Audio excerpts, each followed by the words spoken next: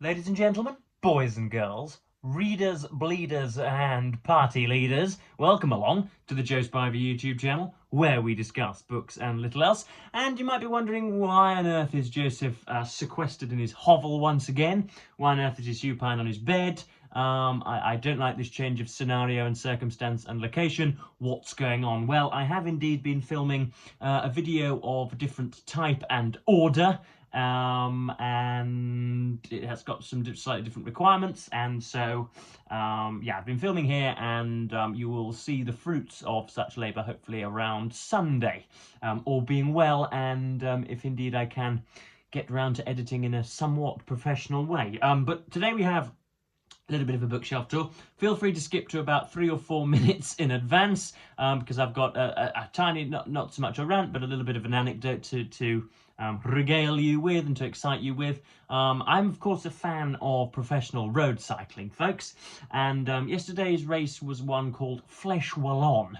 Flèche Wallonne, Flèche Wallonne, part of the Ardennes Classics over in the Belgian-French border type thing, and it's usually a race. I mean, it's hilly and it's in a beautiful landscape, and so it usually attracts cadaverous Spaniards and Italians and any Brits and Germans, any Colombians, you know, super skinny, frail, timid, meek individuals that have that weigh south of 50 kilograms and essentially have the somata type of either a sort of a war-addled refugee or somebody who's been perhaps sort of a little mentally unwell recently. They are skinny as can be.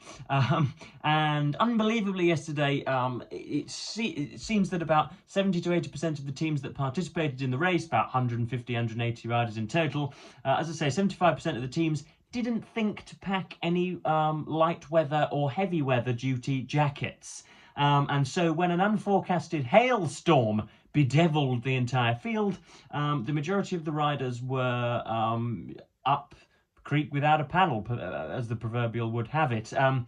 So that meant that a load of kind of big bungly Danes and a load of huge Swedes and the guys that would usually just be handing bottles over and then pulling over at the side of the road with 30 and 40 miles to go were themselves at the forefront of the action, because they had taken the time to bring big jackets in, and yeah, it was just a very, very life-affirming experience. The fact that these kind of these really elegant, swiveling, poised individuals took weather forecasts for granted, but the solid and dependable burly big blokes were the ones that got the jackets, and presumably took to the horrendous weather a little nicer. So I thought that was just something that I wanted to share. It was I don't often detail any of the cycling anecdotes, any of the races that I watch, but I thought that there was a narrative tinge to all of that, and so I thought I'd share it with you. But yes, we have a bookshelf tour.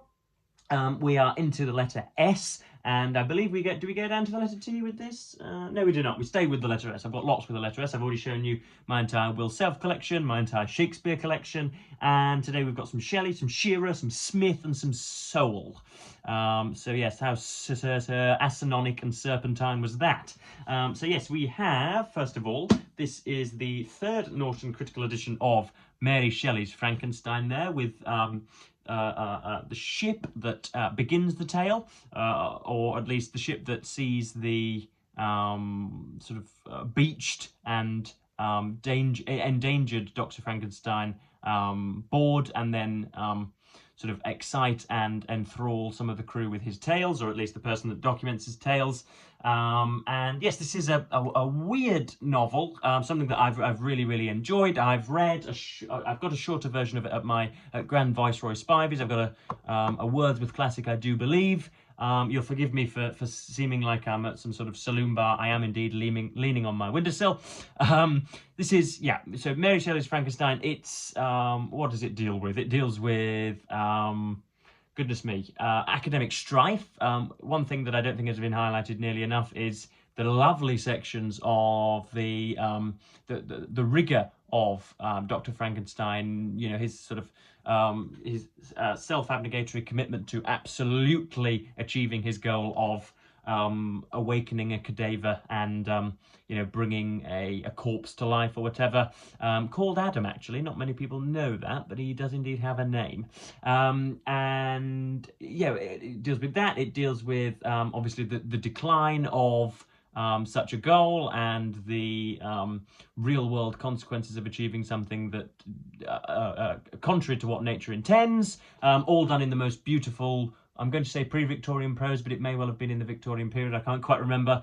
Obviously, it was the kernel of an idea that was actually stimulated by Lord Byron, of all people, when himself and Percy Shelley and Mary Shelley and a fourth were gathered one stormy evening, and with the torrents of Mother Nature battering down on the hatches. Byron enticed them all, or encouraged them all, to create a ghost story, and Byron wrote a poem whose name I'm going to forget, and Mary Shelley continued with Frankenstein, and yes, it's become extraordinarily famous, and it is wonderful. It was written very, very quickly. This has an introduction. It's absolutely enormous. We've got extracts from the original reaction in magazines. We've got the Blackwood's Edinburgh Magazine, March 1818 there, which confirms my earlier proclamations that it was indeed a pre-Victorian novel. Then we've got lots of...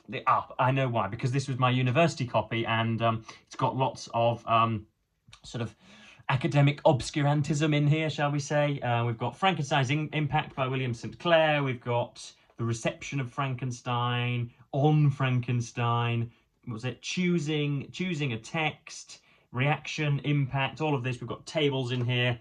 It should anyway send a shockwave up the spine of every common reader, but for those of us who want to use words like stentorian and sesquipedalian, we're going to have to get through it. So yes, that's Mary Shelley's Frankenstein. We've got, I might have to cover this up, but as long as it's not in the thumbnail, I don't think it matters. I can brandish a swastika with mute pride. This is The Rise and Fall of the Third Reich by William Shearer. I've done, I think, a 4 or 5 part dissection or walkthrough of this on my channel. I did it for, when did I do it? Did I do it for Non-Fiction November? Probably. This is a 1,000-page, in fact more, absolute toe crusher. Sorry, I've got gastrointestinal issues from some of my meal taking earlier on. So I've got, yeah, Rise and Fall of the Third Reich, 1,000-page exploration of Hitler's rise and of the just the horrendous wrestling of power by essentially a bunch of completely misguided, wrong-headed, brutish thugs of an entire liberal nation. And it is at times quite onerous and quite gnomic and quite... it is given to flights of fancy. It keeps going on and on and on, and I know that it was edited very heavily by Shearer retrospectively, because he was rather more impressed with Hitler contemporaneously than he would have liked others in the future to have recognised. But yeah, it's long, it's way too long, but it needs to be read, especially the opening sections on Hitler's rise and his birth, and yeah, the bits therein, all sorts of subterfuge and intrigue about the plot to kill him in 41 or 42, I think, or maybe even 44, I can't remember. The infamous one where the suitcase of explosives were placed near Hitler, and because one of his advisors sort of shuffled across and moved it a few feet away, most people in the bunker were saved. Hitler would have certainly been killed if it had remained where the conspirators had left it. That type of thing. So yeah, huge, and something that I hope I don't have to tackle very soon. Next up, we've got a consignment, a tetralogy, not a tetralogy, but a quartet of Zadie Smith. We've got her startling and pyrotechnical debut, White Teeth, which was my first introduction to her. When I wanted to review The Fraud when it came out, which was, I think, was it earlier this year, earlier 24 or sort of mid 23 maybe, I can't remember. But yeah, I wanted to review The Fraud, and so I wanted to acquaint myself with some of Zadie Smith's writing. I'd never read a single syllable of her prose, and this is delightful and challenging and puzzling and discombobulating and tiresome at times, and quite it's very conspicuous as well. It sticks out.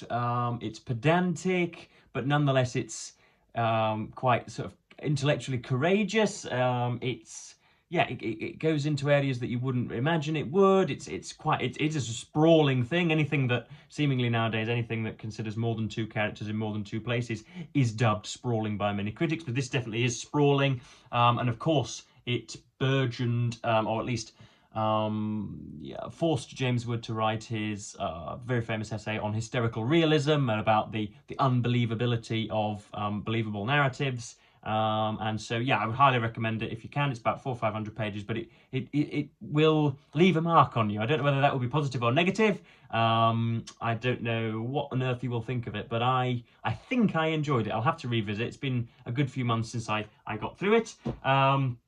Next up, we have NW, which is doggerel, absolute folderol, and clearly just something that the Zadie Smith did either out of absurd and misguided experimentation or just as a kind of simple economic grift, really.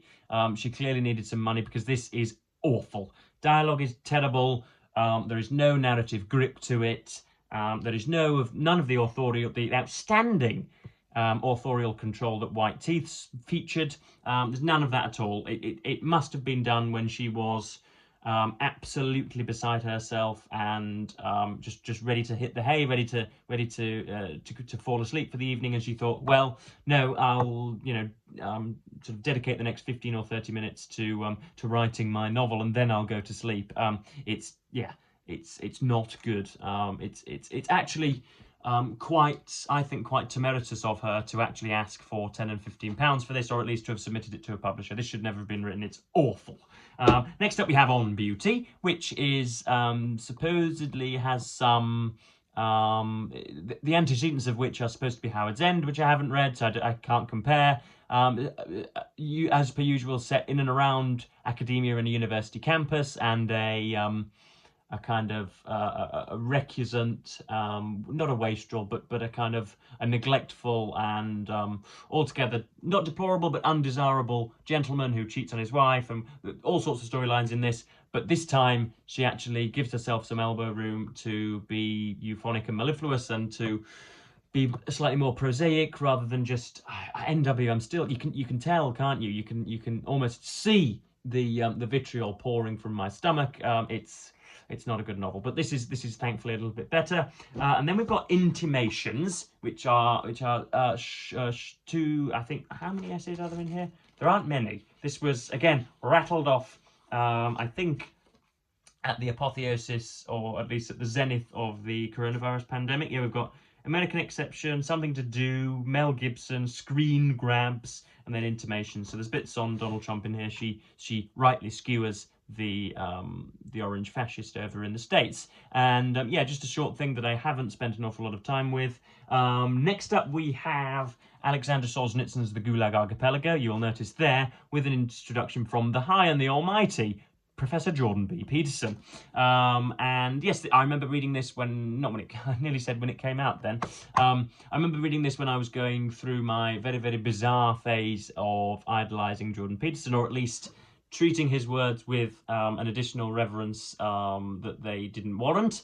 And yeah, like most men who love Jordan Peterson, I was amazed. Here was an intellectual who was, what was he doing? He was, goodness me, he's verbally agile, and he is a very absorbing speaker, but he was advocating for and justifying and legitimizing in a quite sickening way some of just the belt and braces prejudice that men face, that men feel against women.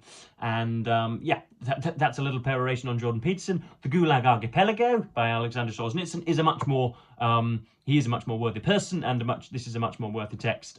It was, I think, silenced and condemned by Stalinist Russia for very many years. I think Solzhenitsyn had to kind of steal away and had to run away and had to have it printed, not when the Iron Curtain fell, but after Stalin was dead. I think that my acuity of the textual history of this book is, as you can tell, embarrassingly primary and minor. but I obviously I know that it was condemned because it talks about. He's also written a similar thing called A Day in the Life of Ivan Denisovich, which I've read, but I don't have a copy of. It must have been either online or at a university library or something. And yeah, it just talks about the absolutely horrendous nature of Russian totalitarianism and of some of the dekulakization and some of the internment camps and all of the horrors when you have 7 people running a country, all predicated on their moral superiority to everyone else, and whereby the normal human inhibitions, such as finding the taking of life distasteful or finding the barbarism of tearing families apart horrid, where all of those natural unbidden inhibitions in humanity are stripped away and seen to be, sort of deleterious to a governmental process. So that's the Google Archipelago. Then the final 2 are weird ones here. We've got I haven't read this for certain. This is Thomas Sowell's Basic Economics by Basic Books, and his other book Discrimination and Disparities. Now Sowell, I've got mixed feelings about Thomas Sowell, his stuff on taxation and his cleaving towards sort of right-wing, small c conservative opinions on fiscal policy are, I don't know, I've sort of swam away from them in time, but his opinions on the utilization of rightfully of rightful horror at systemic racism or white racism in general. He rightly points out that is utilized by some of the Democrats and by some, heaven forbid, of the Black Lives Matter movement as a way of sort of gerrymandering and sort of strong-arming people into going for or putting their names behind political ideas or projects that are fundamentally anti-capitalist and anti-family or whatever. So yeah, Sowell is, I don't really know what to think about him. I don't know, heaven forbid any economists are watching. You can leave your comments down below. I'm not really sure. It was when I was trying to be a proper fiscal conservative. I am a social sort of culture war conservative. So I side with Nigel Farage on most of the socio-cultural issues, but regarding the economy and immigration and basically all of the things that matter, I am woefully confused at the moment. I've found myself deserted by conservatives and by the left as well. So I'm not really sure. What Peter Hitchens says, I'm a think tank of one. So yes, I don't want to go on and on and on for much more than 18 minutes. So I'm going to say thank you for putting up with my wayward nomadic style today, yeah, thank you for tuning in to another bookshelf tour, and I'm going to say thank you ever so much for watching BookTube, and goodbye.